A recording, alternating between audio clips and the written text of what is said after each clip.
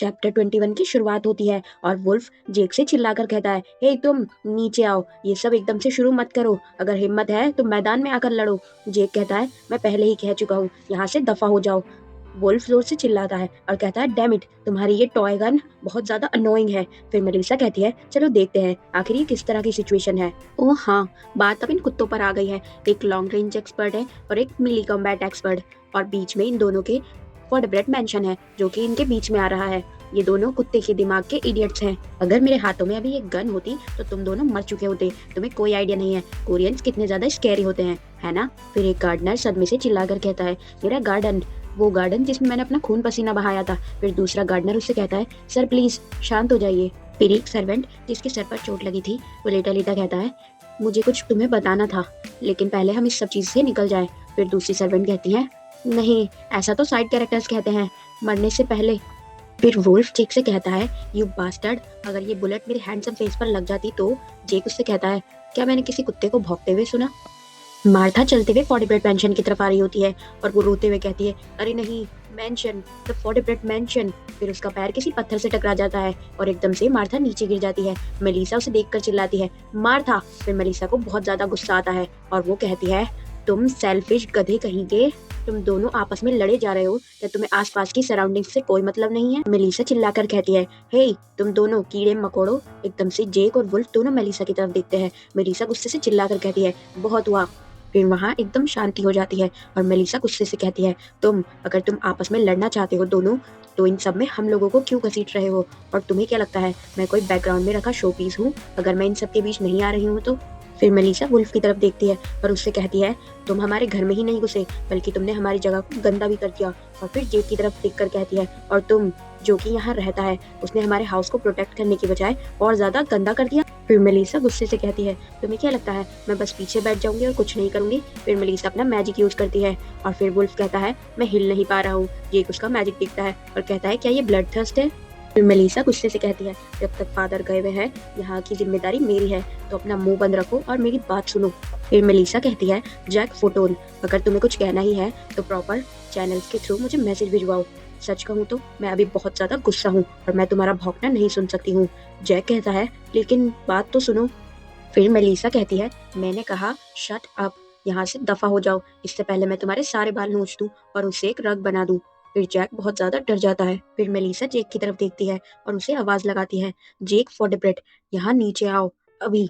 फिर जेक अपने आप में ही कुछ कुछ बड़बड़ाने लगता है, कहता है, मैं क्यों आऊं भला? वो डरने लगता है। फिर मेलिसा जेक से कहती है, मैंने कहा अभी। जेक बहुत ज्यादा डर जाता है।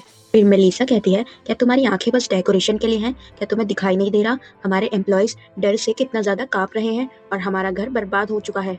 अगर हमारे एंसेस्टर्स को पता लगता कि उनका फ्यूचर फॉर्डब्रेड हाउस का हेड क्या कर रहा है तो वो अपनी कब्रों से खड़े हो जाते और हुला डांस करने लगते। तुम दोनों को ये सब समझना बहुत जरूरी है कि तुम लोग स्ट्रांग हो और उस पावर का कहाँ और कैसे इस्तेमाल करना है ये तुम्हें पता होना चाहिए। अगर तुम इसी तरह से कमजोर लोगों को परेशान करते रहे तो फिर कौन ही परवाह करेगा कि तुम एक जीनियस स्नाइपर और एक वेयरवुल्फ हो? तुम बस बुलीज हो।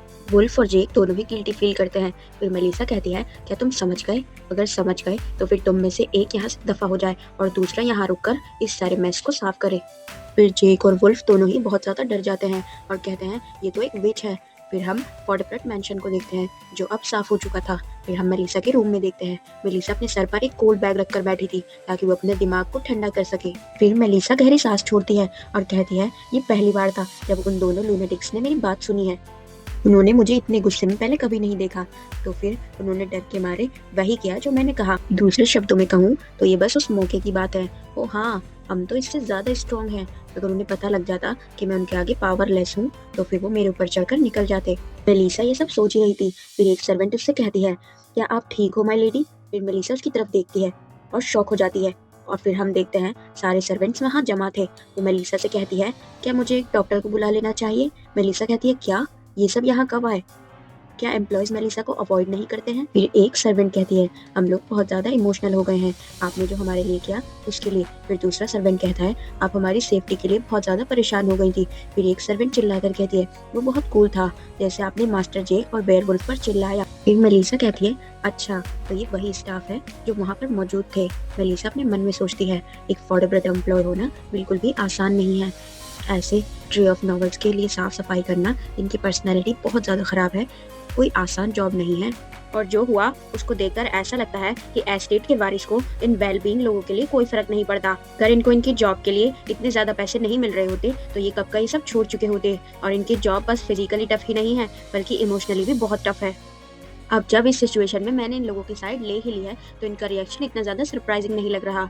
और क्योंकि सच कहूँ तो मैं ये सब बस गुस्से की वजह से कर रही थी, ना कि इनके लिए परेशान होकर। लेकिन फिर भी ये सब कुछ इतना बुरा भी नहीं लग रहा। फिर मेलिसा सर्वेंट से कहती है, ये तो कुछ भी नहीं है, मुझे तुम लोगों का शुक्र अदा करना चाहिए, तुम लोग हमेशा मेरे लिए इतना कुछ जो करते हो। फिर वहाँ खड़े सारे सर्वेंट्स रोने लगते हैं। मेलिसा अपने मन में सोचती है, क्या ये लोग वाकई में मेरे काइंड वर्ड्स के भूखे थे।